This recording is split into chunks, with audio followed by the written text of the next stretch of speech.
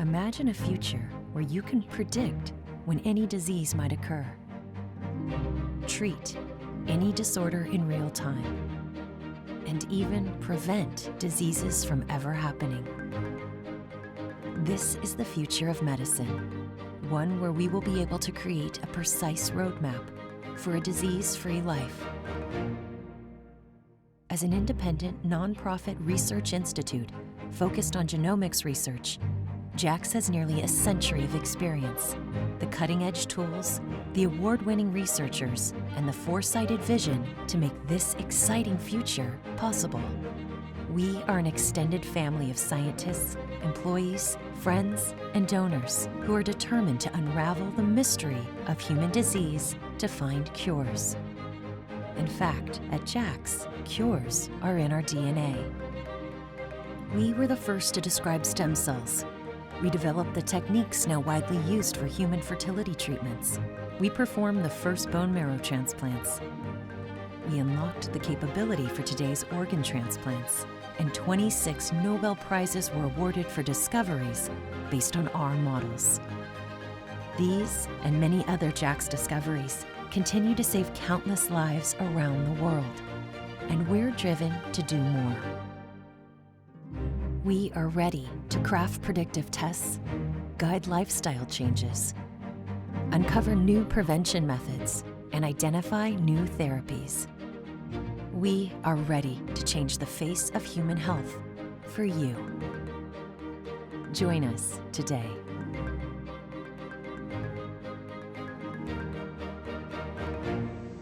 Good afternoon. My name is Caitlin Iorillo, and I'm the Associate Director of Stewardship for the Jackson Laboratory. Welcome to the third virtual event in our Juxtaposition Speaker Series.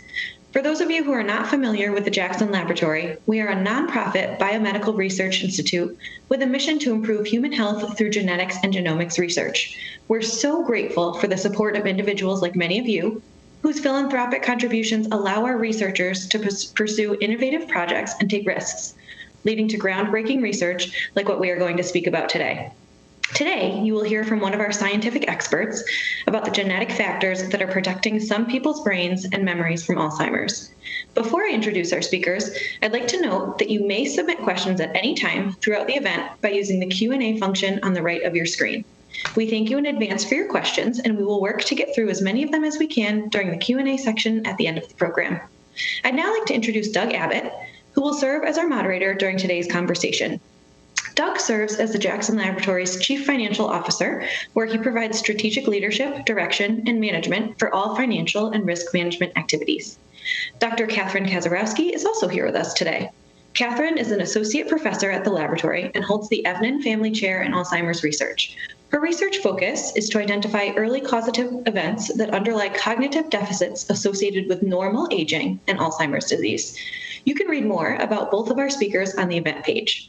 Thank you both for joining us this afternoon. Doug, I'll turn it over to you. Thank you, Caitlin. As Caitlin mentioned, I do serve as the Chief Financial Officer here at the laboratory, and I'm really excited about the program that we've got lined up today, and also hearing more from Catherine Kazarowski on her really important research. Alzheimer's is a disease that impacts all of us. My grandmother was diagnosed with Alzheimer's. Over a 20-year period, I witnessed firsthand the deterioration and the decline. Cognitive problems soon developed, including a shortened attention span, difficulties with language, and the inability to think logically. One of the things that makes Alzheimer's so insidious is its impact not only on the patient, but the immediate and extended family members.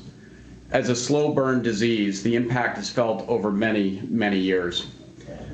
My mother and father were simultaneously raising my brother and I, but in addition, my mom visited the nursing home in Bath, Maine almost every day, which was a solid 45 minutes each way from our house.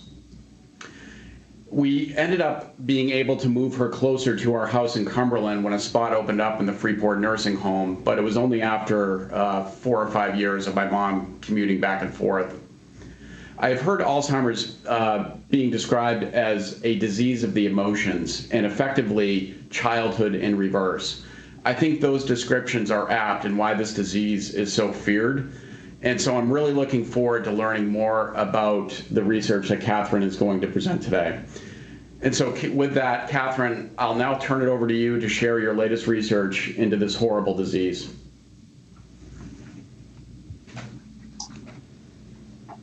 Thank you so much, Doug. And it's really a pleasure to be here today to talk about the work that my team is doing. And I really want to thank all the attendees for taking the time out to learn about what we're doing in the fight against Alzheimer's disease. So I'm going to go ahead and share my slides.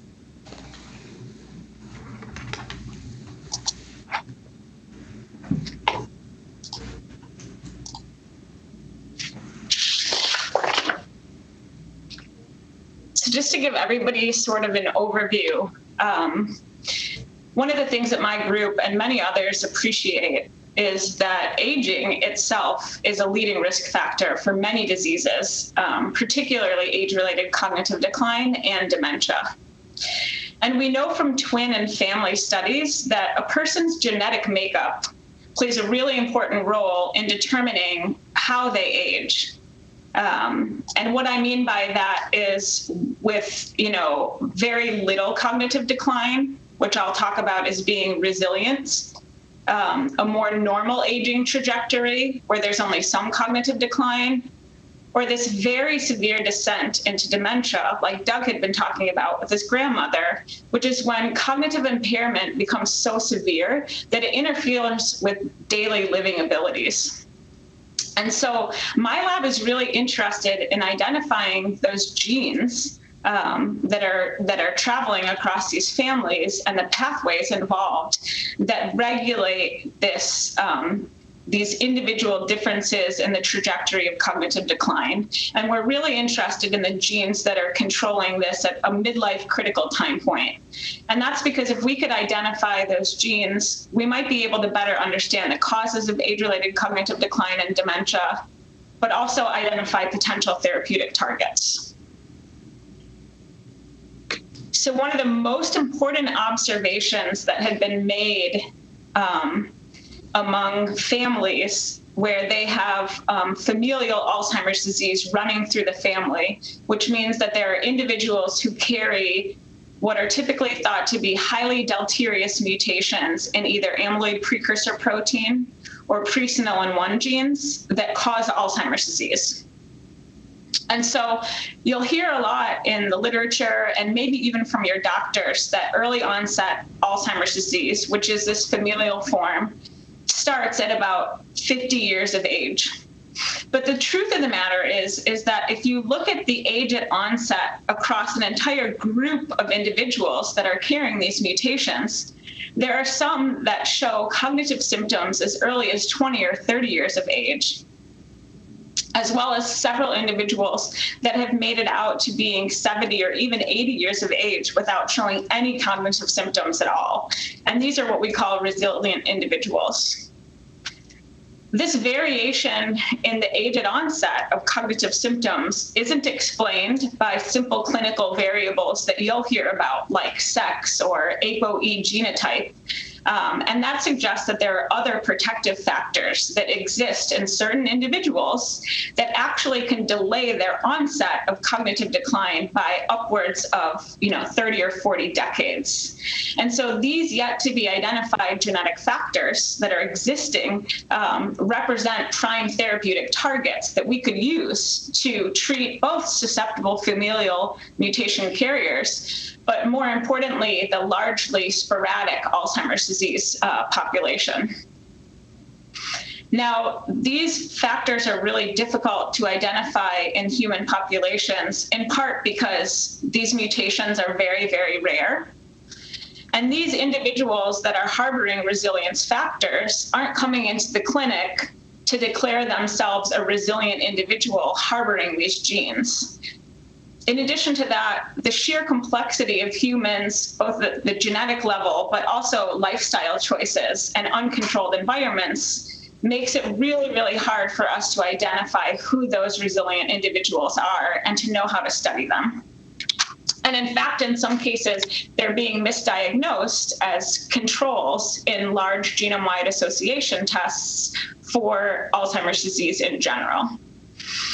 And so given that finding these resilience factors is so incredibly challenging to do in the human population, which would be like looking for a needle in the haystack, my lab wanted to take a completely different approach. And that is to take those human mutations and put them into a mouse and then breed that mouse to a whole bunch of different individuals in order to get this entire spectrum of Alzheimer's disease in a very large population.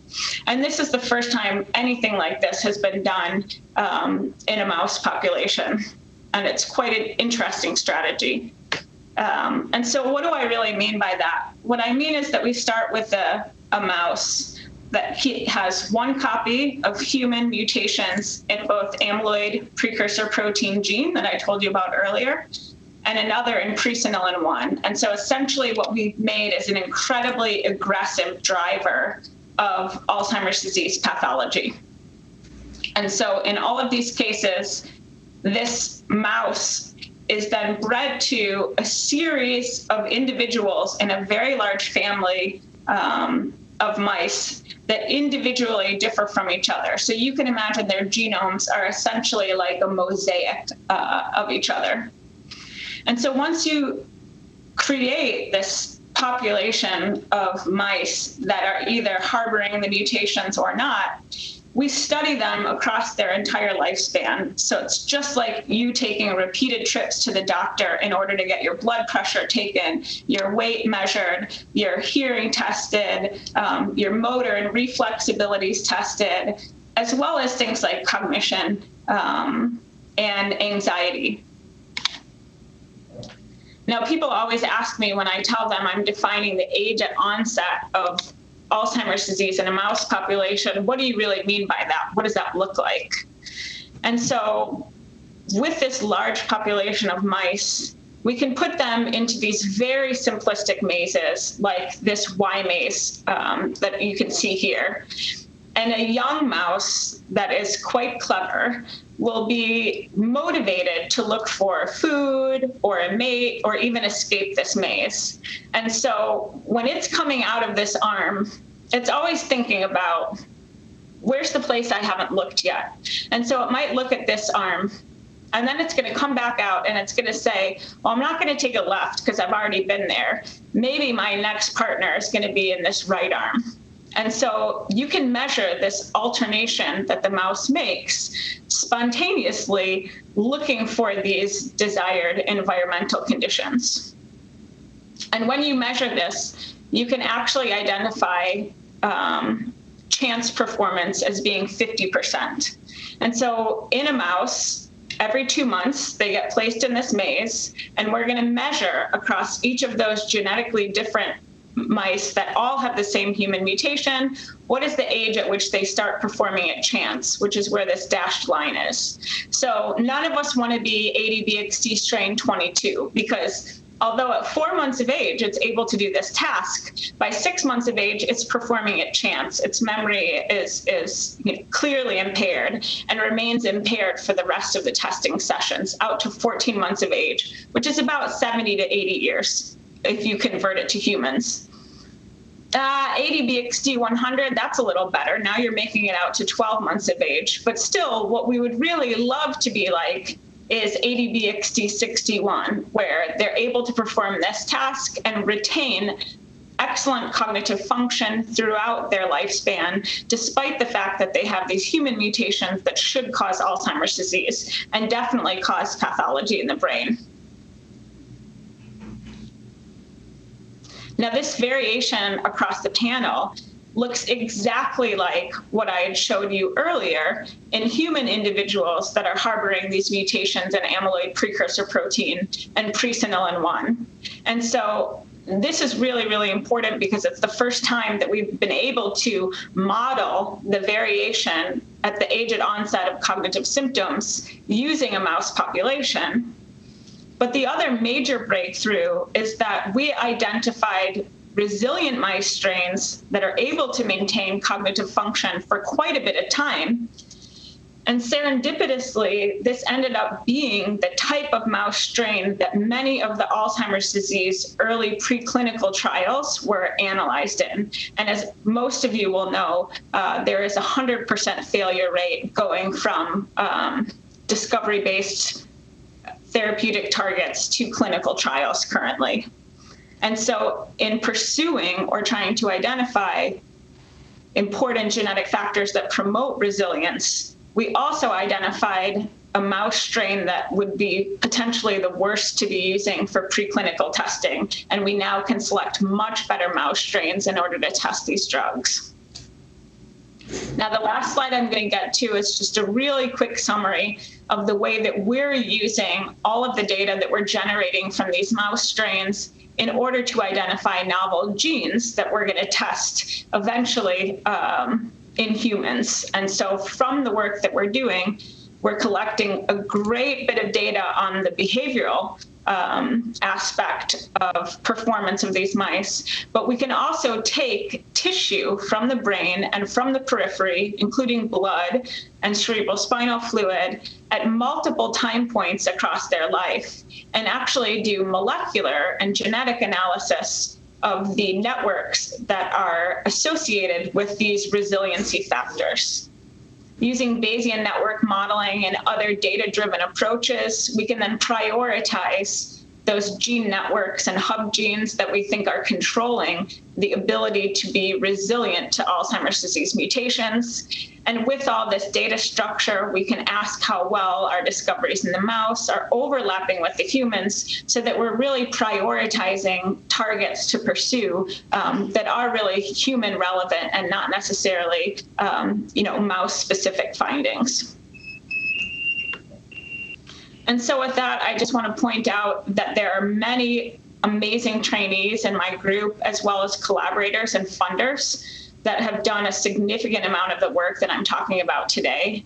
And particularly my graduate student, Sarah Hewer, who's in the Tufts Genetics program, and Sarah Nooner, who's now a postdoc in Alison Goetz' lab, who discovered familial Alzheimer's disease mutations herself, really contributed to the conception and the analysis and the interpretation of the data I'm sharing with you today. I also want to take time to thank all of those who are organ donors and also their families, because the analysis of this postmortem samples from the religious order study and memory and aging cohort have really been essential in allowing us to translate these discoveries that we're making in mice to humans. And I think that that's really important. And then lastly, I just want to thank the Jackson Laboratory, which has been a really great place to do this very unique research. And I want to thank you all for your attention, and really looking forward to the discussion. And it's been a wonderful, wonderful time getting to know Doug better as well as his story. Yeah. Your attitude might change once we get through the budgeting season, Catherine. Just kidding. So that was really great. Thank you for the presentation and the overview of your research. I in particular found it fascinating, especially the different strains that are showing to be resilient. So, Catherine, what drew you to this type of research? And maybe a follow-on question to that is, why is JAX the right place for that research? Yeah, that's a really, really great question, Doug. So what drew me to this particular research is when I was a graduate student at Northwestern University, there were a number of labs that were incredibly focused on identifying genetics that would extend lifespan, so how long an individual lived. And one of the things that I noticed in those laboratories at that time, and throughout the United States and even internationally, is that there were very few labs that were focused on whether or not the cognitive abilities were being maintained at the same rate as lifespan. And so one of the things that I found so terrifying was this idea of living longer, living 10 to 20 years longer, but not extending cognitive longevity. And maybe that's because the idea of being misunderstood as a human is so painful. And even worse than that is this idea of not really understanding yourself, consciously understanding yourself. So I would say that was the first thing. I thought that there was a really important gap in the research that was happening in the aging field at the time. And this was in the late 90s. The other thing that got me interested in it is because every once in a while in the experiments I was doing with Alzheimer's disease mice, we would see a mouse that retained really excellent cognitive function. And most of the time, people in the lab would re-genotype that mouse. Maybe we got it mixed up. There must be something wrong with it. It's an outlier. And so over time, you see more and more scientists making that selection, right? This is an exceptional mouse. It's a weirdo. It must be wrong. And I started thinking, maybe it's right. Maybe there's something about these, 1 in 1,000 mice that is really so special. And if we could understand that, we could potentially identify why and then targets for intervention. So that's really why I got excited about Alzheimer's disease, but even more so, these really unique individuals, which sometimes I call escapees, and other times I call them the underdogs.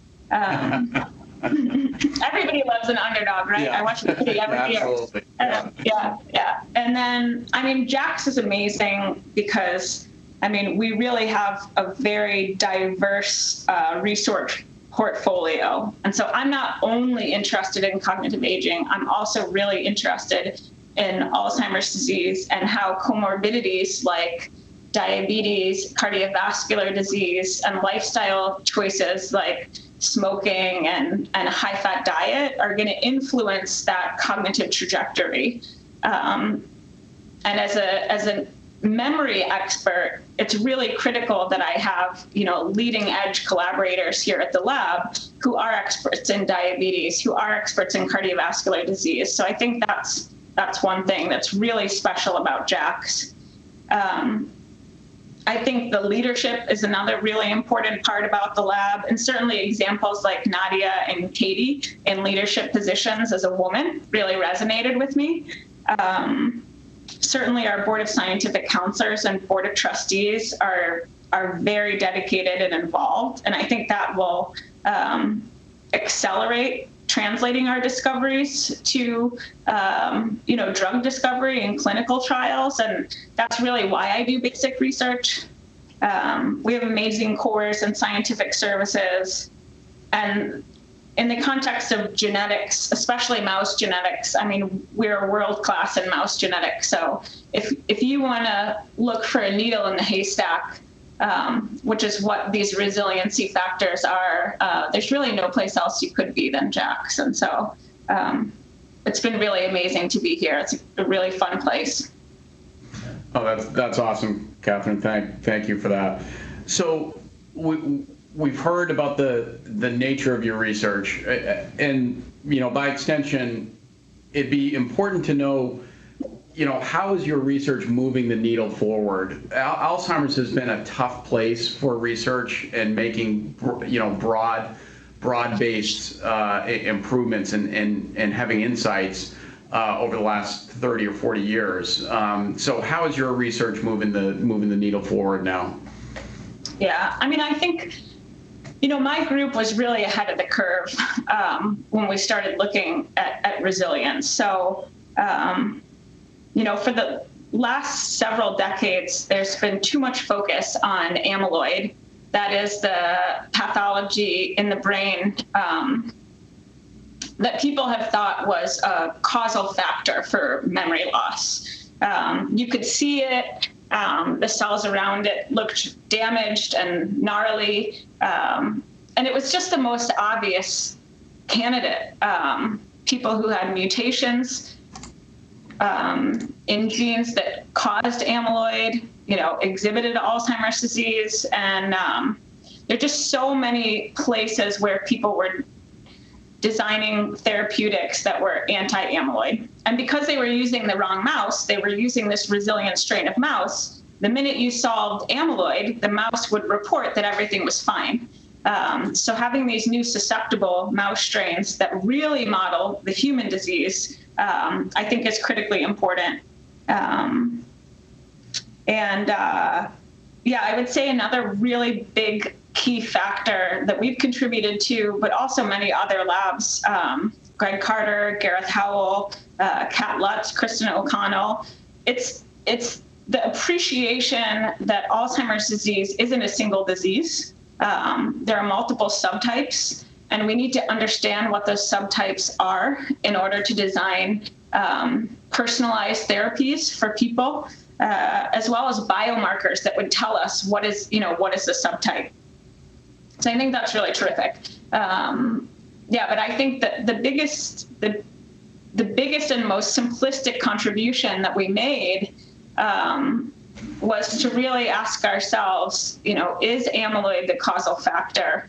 And if it's not, or when it's not, in the case of a resilient individual, what is that, that magic in that person that really helps protect against this, the cognitive aspects of this disease? Yeah, that's great. Thank you for that. So what achievements are you most proud of so far? And what are you most proud of that you've accomplished so far, understanding that there's still a lot left to do? Yeah. That's a great question. Because there's so much left to do, I think my greatest achievement has been to train really critical thinkers. So, every award I've gotten, every grant we've landed, every key discovery has really come from, my ability to work, train, interact, and mentor young people who are so much more likely to challenge dogma than senior scientists. So I think my biggest contribution is being able to listen to the ideas and the questions from people who are new to the field and ask ourselves, is there really evidence that they're wrong, or have we not done that experiment yet? So I'd say that's probably the best. The second thing I'm most proud of is probably that I'm fearless and I like hard things, and I don't have a problem challenging dogma. It's hard. I've had to do a lot of bandwagoning, but I think that's been successful. And then the last thing is really creating this resource, which I think is, the first model of real complex human Alzheimer's disease, and being in a situation where we can now produce and study escapees, underdogs, resilient mice, and translate them to humans. So those are the three things that I think in 10, 20, 30, 40 years are going to be what get us where we need to be in the context of Alzheimer's disease. Yeah, that's great. One thing that I would like to understand more, and I'm sure people on the call would as well, is there anything that can be understanding, I've got a familial connection to Alzheimer's, and so one of the things I worry about is there a genetic component to this, and what I would like to know is there anything that can be done by an individual today to help prevent the disease in the future? Do we know enough to change our behaviors now that might prevent something in the future? Yeah, I think that's a really good question. I think the strongest evidence for something that will delay cognitive aging and Alzheimer's disease and promote brain health is exercise. And so, some people will say that what we need is a drug that will incentivize people to comply with their doctors. So I would say, I think really getting, regular exercise is one of the healthiest things we can do. And then, long term, I think, you can vote in ways that are aligned with supporting the NIH. You can donate to support research programs that are really innovative. And then I think just like talking to your family and friends and, raising awareness or keeping the enthusiasm for Alzheimer's disease research up, because as many of us feel, there's been so much disappointing news around Alzheimer's disease that, just really keeping the enthusiasm and the momentum, we're going to get it, but it's a hard problem. And I think the fact that the field has moved beyond amyloid, which is where we were stuck for so long, it's like now's the time. This is really the opportunity. Yeah, that's great. That's great. And then, Catherine, maybe you can just touch base, and you've touched base on this briefly. Maybe you can just touch base on the importance of philanthropy, and how has philanthropy helped to facilitate your research and really kind of take it to the next level? Yeah, that's a great question. Philanthropy is definitely key. And I would say, especially at the beginning of someone's career, these young PIs, they're at their most creative stage. And if they're reliant on NIH funding, which is really, it's just forcing their hand to pursue really safe science due to budgetary constraints. So I think philanthropy at early stages is really important. It allows people to do really innovative and high-risk science, which, the idea of fail fast is something that Ed Liu talks about a lot. Do something that's innovative, be bold, and if you're going to fail fast so that we can move these things along. That ability to fail fast, both in terms of the funding, but also just psychologically, as humans, philanthropy gives you that room to take risks, which I think is important. JAX has several endowed chairs. Mine is not the only one that was awarded at a very early stage in the career. And I think that's really helping drive innovation at the lab too, is philanthropy and supporting new investigators is really important. Yeah. That's great, Catherine. That was really interesting. That really encompasses all the questions that I have. And Caitlin, I can transition it over to you for the general Q&A if we're ready. Sure. Thanks, Doug. And thank you, Catherine, and both of you for an informative and important presentation. We have a lot of questions, so I will get started with the first one. So our first question is, why has it been so difficult to discover an effective therapeutic for Alzheimer's disease? Yeah, I think really focusing on amyloid is one reason.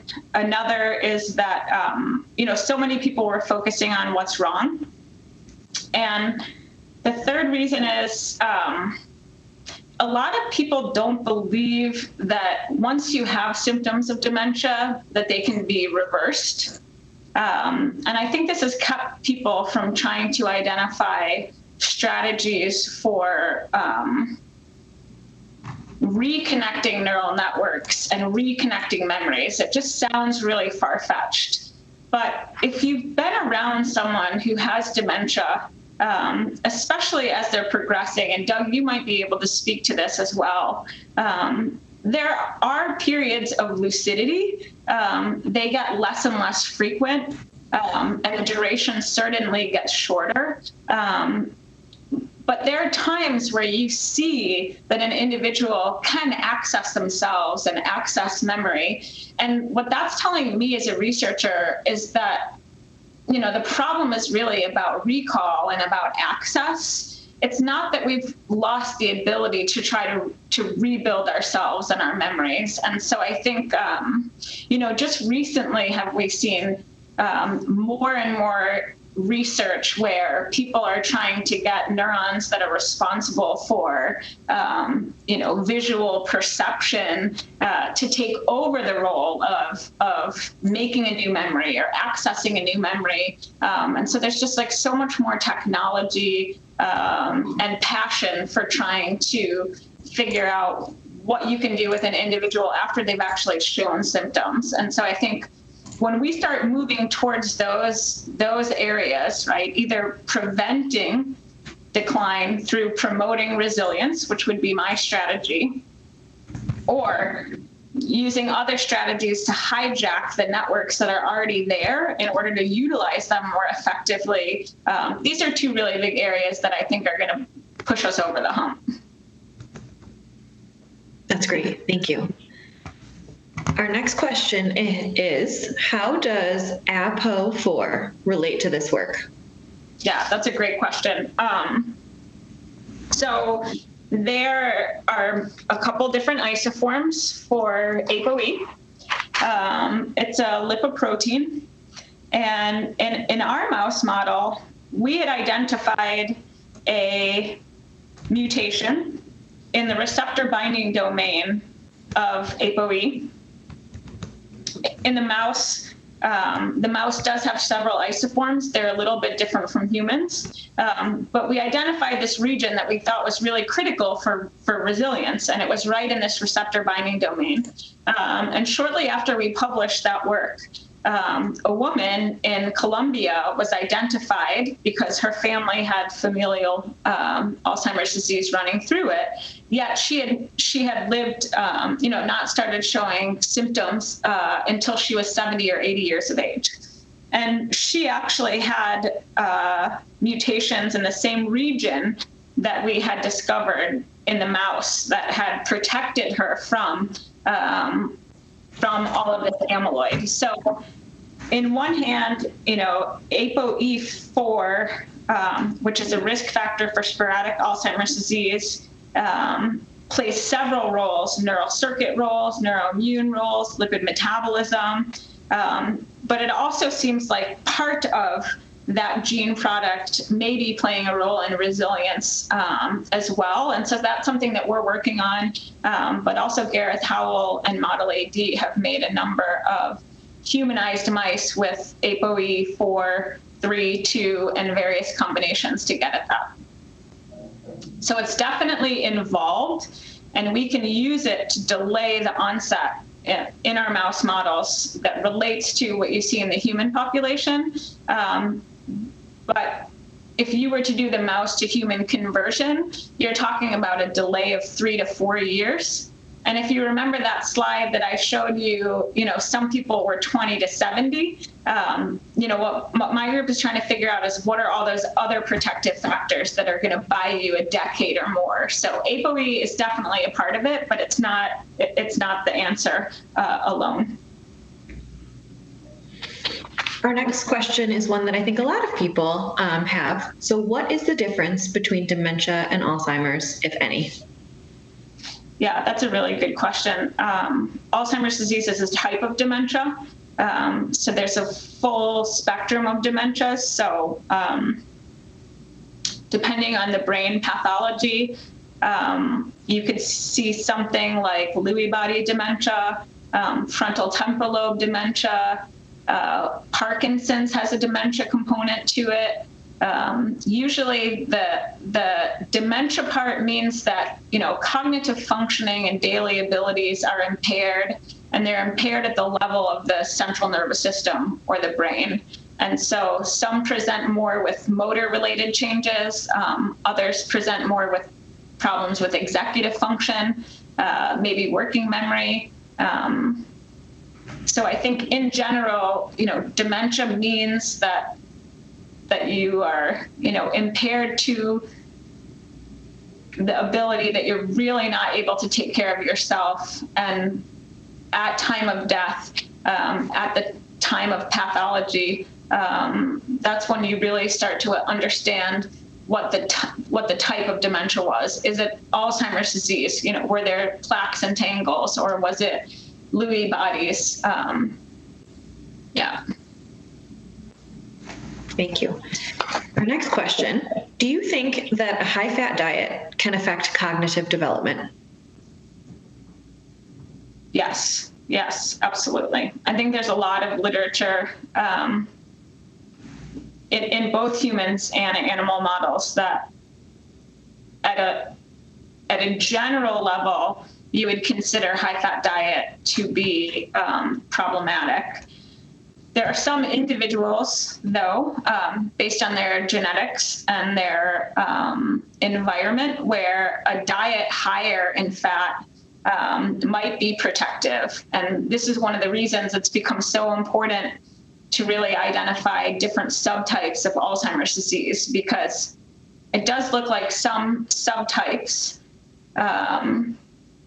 are associated with metabolic dysfunction. So women who have early weight loss are at higher risk for dementia with these 80 mutations. And what's thought is that, adding fat to the diet might reduce the amount of lipids in the brain, which coat the neurons and are responsible for communications, from being used as a source of energy. And so just like there are escapees as in the context of resilient individuals, there are also going to be escapees to something like the effects of high-fat diet. So it's really important to understand these individual differences, and that's the motivation behind personalized medicine. Are there any therapeutic studies or trials currently using the new mice models that you've developed? No. I think that there are preclinical trials that are going on that are testing gene therapy tools. So my lab has done this, and other labs have done this as well. These gene therapy approaches are really proof of concept. So they require our lab to inject agents directly into the brain after burrowing into the skull. And so I wouldn't yet say, even though they are being tested in our new models, I wouldn't say that those are the types of therapeutics that we would, if and when successful in the mouse, would roll into the clinic. Now, because some of those gene therapy proof of concept studies have given us positive outcomes, the lab has gone on to support a medicinal chemistry program to identify and design small molecules that could be ingested to target the gene products or the ion channels that are in the brain to promote cognitive reserve and resilience. We've got a couple of those compounds that we're looking forward to screening in the next year or two, but we don't have them in mice yet. How Eurocentric is current genetic work? How can we extend genetic work into the 90% of the global population which is not Eurocentric? Yeah, that's a really good question. So I hate to be so mouse-centric, but I really am.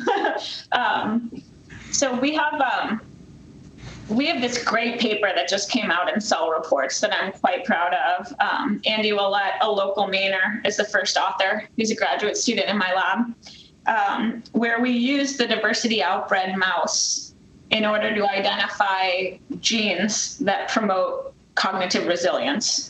And one of the coolest things about that study is that once we discovered that gene, we went into all of the human GWAS data to ask whether or not there were polymorphisms, or also called variants, were associated with Alzheimer's disease in these large genome-wide association studies. And what was really neat is that in the Caucasians, we didn't see a variant in this gene that was associated with risk. But when we looked at the African-American genome-wide association studies, which are naturally underpowered, given the concern over contributing to research because of things like the Tuskegee experiments and other things, there was actually variants in the same gene that we discovered in the mouse that correlated to changes in methylation of the gene, of the annual rate of cognitive decline, and also the amount of pathology. So the fact that the mouse is agnostic to something like ancestry becomes really, really important, because the mouse is just telling us which genes we should look at. And then we can go into different populations and ask if and when that gene matters. And So if you know the target from the mouse, you don't have to test, 50,000 genetic polymorphisms in underpowered studies that look at ancestry. You only have to look at one. And so the combination of mouse and human genetics, especially in a non-Eurocentric way, I think is going to be incredibly powerful and really important. Next question. How is the future of anti-amyloid beta immunotherapy? Bright or bleak?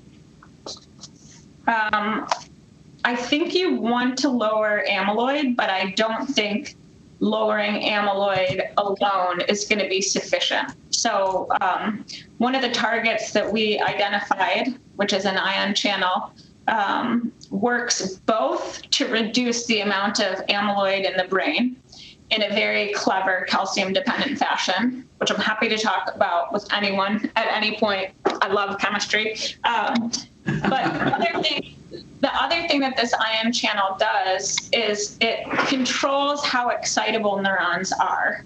And so with the small molecule, if you can block that ion channel or activate it, enhance it, you can essentially increase the connectivity of neural networks that are really important for memory. So, you'll hear a lot about combination therapies. This particular target isn't a combination therapy in that we're not, hitting two different targets, but the outcome is a combinatorial outcome where we're reducing the pathology, but we're also exciting neurons to the extent that it's easier for them to store and recall information in the brain, even though we're looking at a single target. And so I think this isn't, I think lowering amyloid is really important, but it's just not sufficient. And that's where the field is now. And that's pretty important. If an individual has a familiar Alzheimer's gene variant, is there and what is the process for that individual to contact your lab to contribute to the study? Oh my gosh, just pick up the phone, email me. I'll give you my cell phone, 901-457-8445.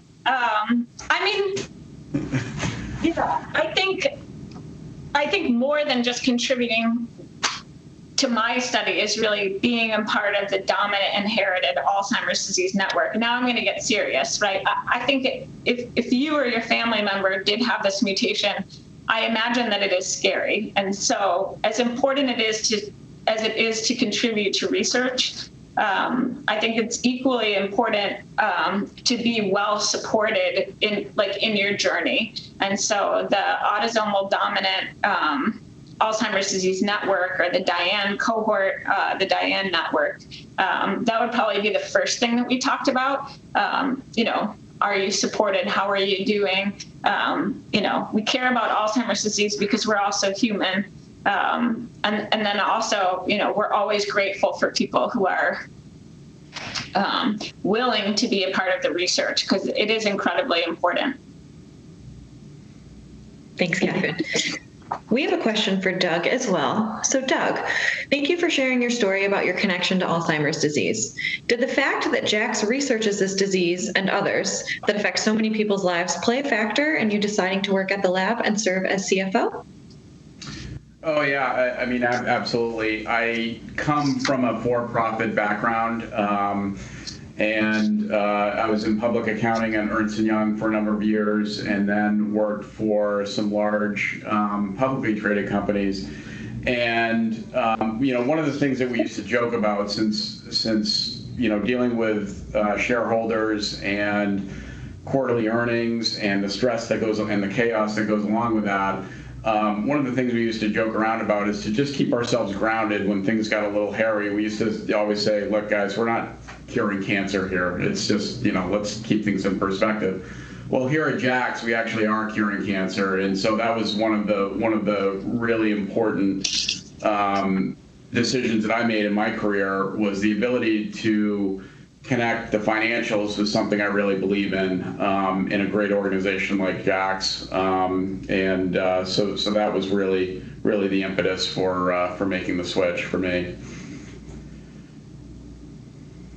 Thanks for sharing, Doug. In an early slide, Catherine, you talked about a critical point in which people can start to have successful aging, normal aging, or dementia.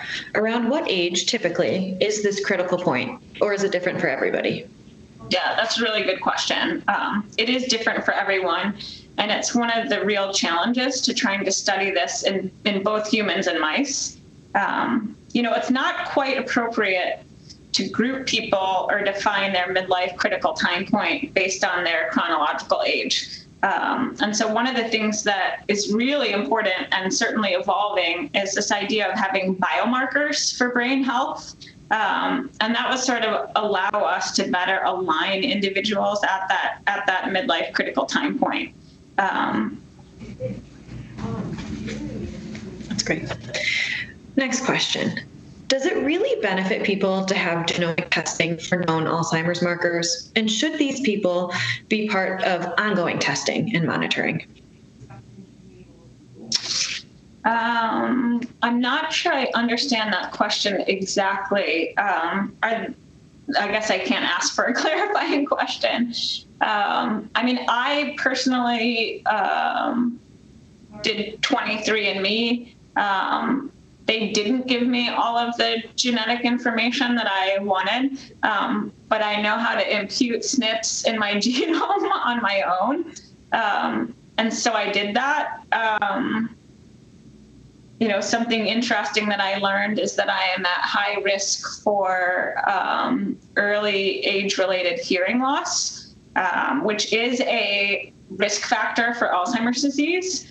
And so even though I don't have APOE variants or other sporadic Alzheimer's disease risk variants, it is the case that I'm at risk through this other, this other way that we still don't fully understand. Is it because people who can't hear well retreat socially, or because you have degeneration around the auditory cortex that is right near memory centers?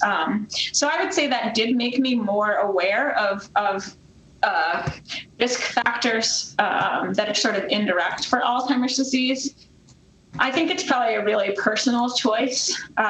For some people, learning that they are APOE4 homozygous, which is the highest risk factor for sporadic Alzheimer's disease, has stressed them and their family. And so maybe it wasn't an advantageous decision. So I think, talking to a good genetic counselor and certainly your own family medical history sometimes is even a better source of information.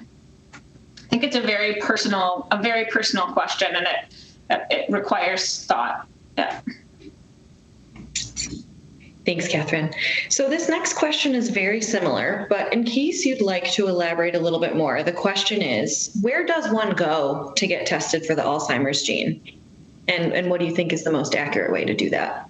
Yeah, so if you're talking about familial Alzheimer's disease mutations in amyloid precursor and presenilin 1, these are very rare, and they don't occur in the same place. So there are several hundred mutations that can occur in either amyloid precursor protein or some of the presenilins that can cause Alzheimer's disease. So this isn't something that would be tested on a 23andMe or even like a genotyping panel. You would actually need to do like deep sequencing of that gene in order to find a mutation. So it would be incredibly rare for that test to be done if you don't have dementia running in your family or Alzheimer's disease running in your family. In the context of APOE as a risk factor for sporadic Alzheimer's disease, that is in 23andMe and other genotyping panels that are available to the public. And then just through your normal general medical practitioner, they could guide you towards genetic testing, what the best way to do it is. Thanks, Catherine. So we are nearing the end of the hour, so this will be our last question, and it's a three-parter. So here it is. Oh my gosh. Is there any way to know if we have the resiliency factor? And can you identify some of the strains that are resilient and some that aren't? And are there some particular genes that have been associated with these strains? Yes, yeah. So, yes, there are resiliency factors. We've identified a couple of them. I think eventually we'll identify many more. I think that there's going to be more than one resiliency factor, just like there's more than one way to break the brain. There's more than one way to promote a healthy brain. And I imagine individuals who have, more types of resilience factors will exhibit, the highest level of resiliency, just like, the more risk factors that an individual is accumulating or has puts them in the sort of the highest or more susceptible category.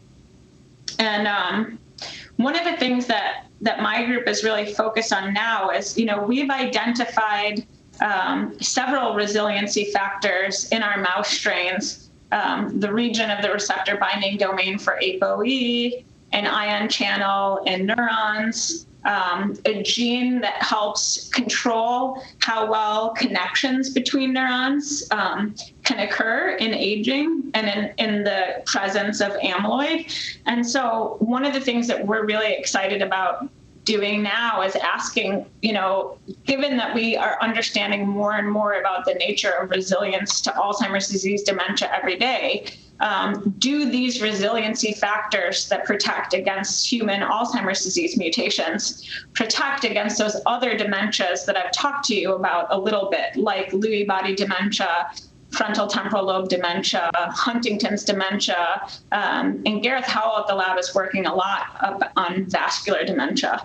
And one of the best and most famous cases of resiliency that I've come across in my career is actually Robin Williams. So as many of you know, Robin Williams died of suicide, initially thought of suicide, but donated his brain, which was worked up by Bruce Miller at UCSF. And Bruce Miller and his team identified so much Lewy body pathology in Robin's brain that they were surprised that he could walk, that he could speak, or that he could swallow. And so I think this is really one of those profound examples that everyone can resonate with, where you have someone who is able to be performing at such a high function for so long, despite having all of this, brain damage pathology in the brain. And so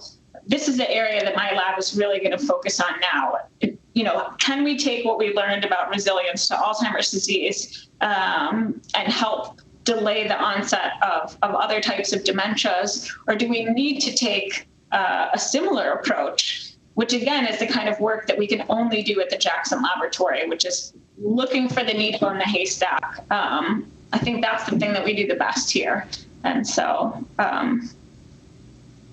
I think resiliency is an incredibly important area of biology that's very hard to understand, but it's critically important. That's fascinating. Thank you, Catherine. And thank you both, Doug and Catherine. And thanks to all of you who submitted these thoughtful and engaging questions. We're so glad you could be with us this afternoon, and I hope you'll consider joining us for our next virtual Juxtaposition focused on new strategies for detecting breast cancer, which will take place on Thursday, September 24th from 12 p.m. to 1 p.m. Eastern. We will follow up with all of you to share a video recording of today's event, as well as more details about how to register for additional upcoming events in our speaker series. Thank you all, and have a great rest of your afternoon.